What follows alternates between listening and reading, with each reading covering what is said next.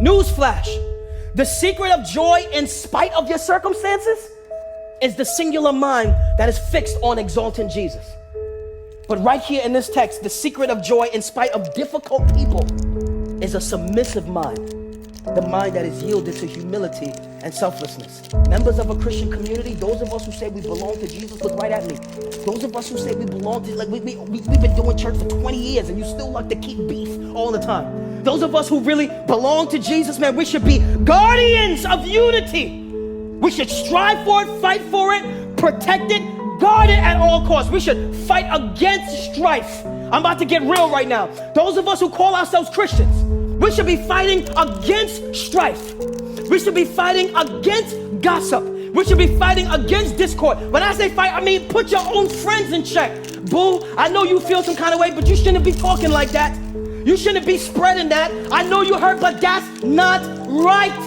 No, but we love to choose community over the cause. So we get infected by the offense of others and not even have no beef with you. We need to check our own friends, we need to hold each other accountable when we see all that nastiness in our lives. Why are you talking like that? You know you're wrong, you should apologize, you should forgive, you should let go. You didn't even hear the other side of the story. When Proverbs said, don't just hear one side and run out to believe. Proverbs tells us, before you run out with your narrative, you need to hear both sides of a story. You ever read that in the Bible? We need to fight against, our own flesh. I'm talking to you. I'm talking to me. You know how this go down. When division come up between husband and wife or friends or in a church, man, our flesh loves to keep gossip going. We feel like we have a right to hold a grudge. A right to hold unforgiveness, a right not to talk to you. Was not Jesus the same person says, man, when you come to pray and you know you got beef with your brother, pause.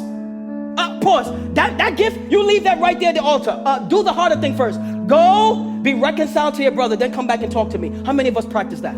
See, if we were submitted to the scriptures, how much division would be dismantled? But we're not submitted to the scriptures, we're submitted to the flesh. We're submitted to the deceit of Satan, who loves to keep drama going. He knows that we are weakened when we are divided. A married couple is weakened when they are divided. Friends are weakened when they are divided. A church is vulnerable when it is divided. Watch. Our nation is vulnerable to foreign enemies who are watching us from the outside. Who's watching us from the outside being divided. Militias who are watching the U.S. being divided make us vulnerable. Demons that are watching your marriage being divided is making you vulnerable.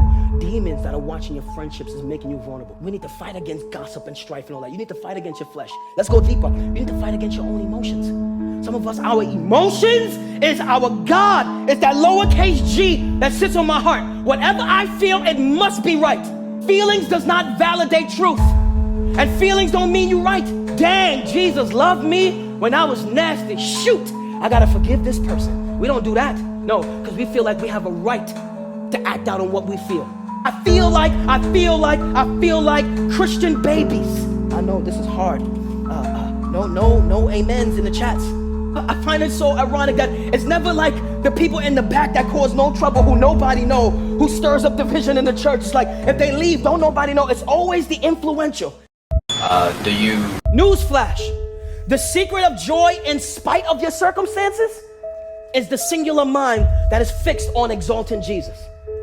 But right here in this text, the secret of joy in spite of difficult people is a submissive mind, the mind that is yielded to humility and selflessness. Members of a Christian community, those of us who say we belong to Jesus, look right at me.